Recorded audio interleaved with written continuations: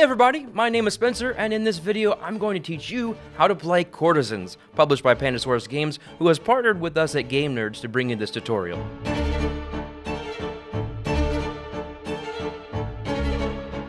In Courtisans, you and up to 4 other players have been invited by Her Majesty the Queen to the yearly banquet. There, you will do your best to place your favorite families in the spotlight, even if that requires backstabbing and dirty tricks. Now, I'll get into the specifics of playing in just a bit, but first let's take a look at the setup. Place the game mat in the center of the playing area. Shuffle the deck of 90 courtier cards. Then, you'll randomly remove a certain amount of the cards based on player count to return to the box. For a 2-player game, remove 30 cards. For a 3-player game, remove 18 cards. In a 4-player game, remove 6 cards. And you don't remove any cards in a 5-player game. Deal 3 courtier cards face down to each player. Everyone's allowed to look at their own cards without showing them to anyone else. Place all remaining courtier cards in a face down deck beside the game mat. Shuffle the white and blue secret mission card deck separately and deal 1 of each card to each player. Players may secretly look at their secret mission cards now and at any point during the game. Place any remaining secret mission cards back in the box. Randomly choose a first player, and you're ready to begin the feast. In Courtisans,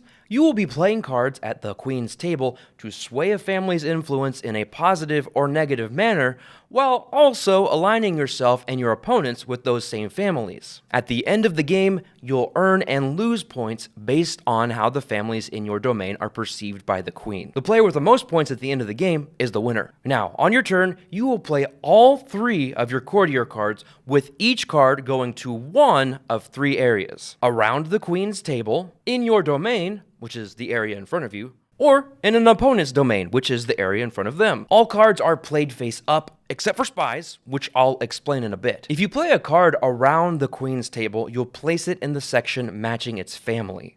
Also, you must choose whether to place it above or below the game mat. At the end of the game, the families with more cards above than below the mat are considered esteemed, and those with more cards below the mat than above are considered fallen from grace. These designations impact your score, which also informs why you may want to play a card in your domain or your opponent's domain. At the end of the game, each card in your domain from a family that is esteemed earns you 1 point, while each card in your domain from a family that has fallen from grace loses you 1 point. Now, since each player will calculate their score the same way, you see how you can mess up your opponents by giving them cards from families that are fallen from grace, or change the standings of the families they think they will get points from. After you've played all 3 of your courtier cards, which you can do in any order by the way, draw back up to 3, and the next player in clockwise order will take their turn. This continues round and round until the courtier deck is empty. If you go to draw and the deck is empty,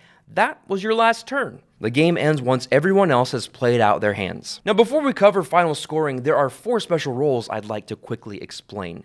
The first is Noble. Each Noble counts as 2 cards, whether in a player's domain or around the Queen's table.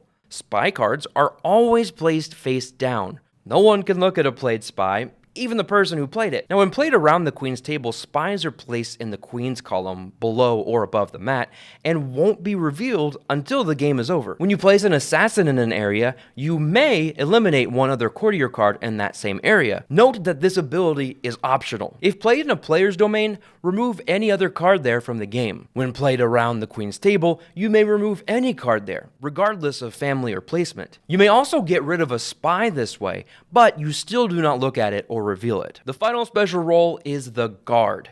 These cards can never be eliminated by assassins. Once played, they cannot be removed. When the game is over, as explained earlier, all spies are now revealed. Those at the Queen's table are moved to their matching families without changing their levels. Then determine each family's status at the Queen's table. Remember, families with more cards above the game mat are esteemed, and those with more cards below are fallen from grace. Don't forget that nobles are worth 2 cards when counting. If there is no majority, a family is neutral and has no impact on score. So looking at this example from left to right, the first 2 families are esteemed, while the red and yellow families are fallen from grace. The green family is esteemed, and the blue family is neutral. So based on those standings, let's total the score in this example. The light blue, lime green, and dark green families are esteemed, giving me 1 point per card. So, including the nobles, which count as 2, I'll gain 3, 3, and 5 points for a total so far of 11 points. Then I'll lose 3 points since the red family has fallen from grace